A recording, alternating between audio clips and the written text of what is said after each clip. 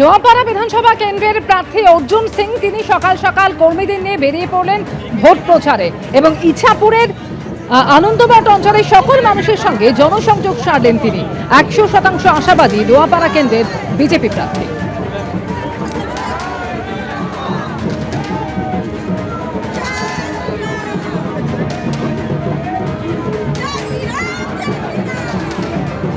প্রার্থী ঘোষণা হওয়ার পর প্রচারে পিছিয়ে নেই কেউ, প্রচার চলছে জমজমাট। আপনাদের সামনে ছবি দেখেছি, একেবারে উত্তরপাড়ার ছবি। উত্তরপাড়ায় ভোট প্রচারে তৃণমূল প্রার্থী।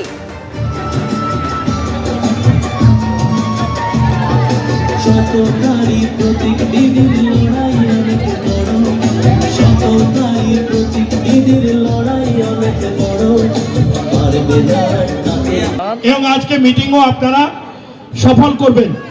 কিছুক্ষণের মধ্যেই আমাদের প্রিয় নেতা, ওনারা তো পরিযায়ী প্রার্থী, উনি এখন ভোটের জন্য এখানে এসছেন। ওনাকে সেই জন্য এটা চৌঠামের পরে দেখবেন এই নাম্বারে ফোন করলে উপভোক্তা অ্যাভেলেবেল নেই বলে। সুতরাং ওনারা তো পরিযায়ী প্রার্থী, উনি এখন ভোটের জন্য এখানে এসছেন।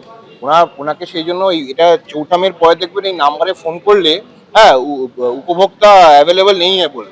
সুতরাং এটাতে আমার একটাই নাম্বার, সেটা আমার ফেসবুক, ইনস্টাগ্রাম, এক্স হ্যান্ডেল সব জায়গায় সেই নাম্বার অ্যাভেলেবল আছে। আমার ওকালতি জীবনে যত ক্লায়েন্ট আছে তাদের সবার কাছেই সেই নাম্বার আছে। আমাকে ছোটবেলা থেকে যারা চেনে সেই সবার কাছে নাম্বার আছে।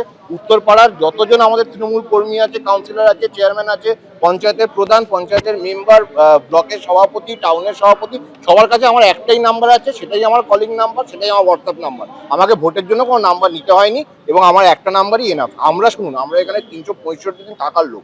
আমি উত্তরপাড়ার ঘরের ছেলে, আমার নাম্বার পেতে অসুবিধা হবে না, আর নাম্বারও লাগবে না। উত্তরপাড়ার মানুষ আমাকে রাস্তাঘাটে, বাজারে, চায়ের দোকানে এমনি দেখতে পাবে। উত্তরপাড়ায় তৃণমূলের প্রচার, অর্থাৎ তৃণমূল সাংসদ কল্যাণ বন্দ্যোপাধ্যায়ের ছেলে শীর্ষান্ন বন্দ্যোপাধ্যায়, তার প্রচার যেভাবে জমজমাট, সেরকমই উত্তরপাড়ায় ভোট প্রচারে সিপিএম প্রার্থী বাড়ি বাড়ি গিয়ে প্রত্যেক বাসিন্দাদের সঙ্গে কথা বলেছেন মীনাক্ষী। কোনো সুবিধা অসুবিধা আমরা একসাথে থাকবো।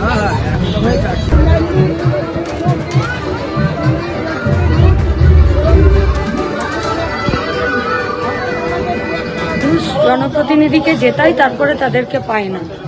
আমাদের পার্টির তরফ থেকে আমরা মানুষের সঙ্গে একটি কানেকশনের ব্যবস্থা করেছি, পাড়া বৈঠক করেছি।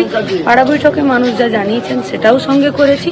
তারপরেও মানুষের যদি আরো কোনো আমাদেরকে পরামর্শ দেবার থাকে, আমরা সেই পরামর্শ নিয়ে কাজ করব। আগের বিধায়ক জিতে চলে গিয়েছিলেন, তাকে ফোনেও পাওয়া যেত না, সেই কারণেই কি নাম্বার দিলেন?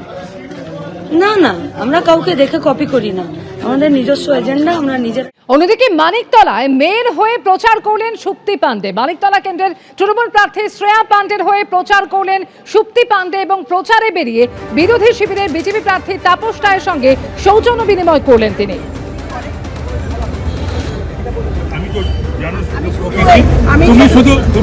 আমার কথা হবে না আমার এলাকা, যদি কেউ করে আমাকে কথা বলেছি অশান্তি যদি আমাকে ফোন করবি, এইটাই তোকে অ্যাসিওরেন্স দিলাম। আমার শেয়ার থেকে সমর্থন নেই, কেউ ছেলেরা যদি এদিক ওদিক করে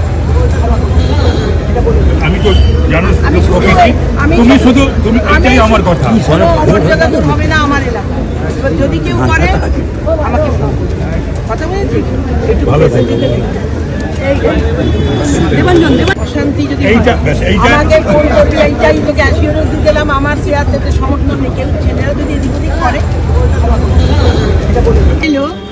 আমরা শত্রুকেও আপ্যায়ন করি, যদি এটা আমার কি শত্রু আপনার তাপস, তাহলে আমি নাপতাম, আমি মেসেজ দিলাম। আমার এলাকায় ওর কোনো অমর্যাদা হবে না, ও নিজের কথা বলতে পারে, ঘুরতে পারে, এটা ডেমোক্রেটিক রাইট। আর কোনো রকম অসম্মান ওর হবে না। যদি ছেলে ছোটরা কিছু করে থাকে তাহলে ওদের ছেলেকে এ করবে। আর আজকে এমন দিনে এলো, ওদের দলও খানিকটা দায়ী, শুধু যুদ্ধ নয়। আমি আমার বন্ধুকে কি বলবো আমি জানি, কিন্তু কচুরিটা খাওয়াতে পারলাম না। না না, আমার হলে তাপস আনতে যেত আর কি, তাপস বৌদিকে বাড়িতে, মানে হয়তো আমি দুদিন বেশি থেকে গেছি। এরকম সম্পর্ক একটা দলের প্রতিনিধিত্ব করছে, কোনো কিছু কাউকে ডিসরেসপেক্ট করার কোনো ব্যাপার নেই, শুধু ওদের দলের নীতির সঙ্গে আমাদের দলের নীতি। এমন দিনে এলো কচুরিটা খাওয়াতে পারলাম না, একটা জ্বলন্ত উদাহরণ নিয়ে ভোটের দিন কচুরি। আর তখন কি হবে? আদি তো তোকে আদি থেকে কে সিঙ্গারাটা বলে শেখে শেখে নিচ্ছিস। শাস্তি দিতেছি স্পেশাল গ্যাস আসছে ভাই, আমরা তো কত খাইনি। এবিপি আনন্দ এগিয়ে থাকে, এগিয়ে রাখে।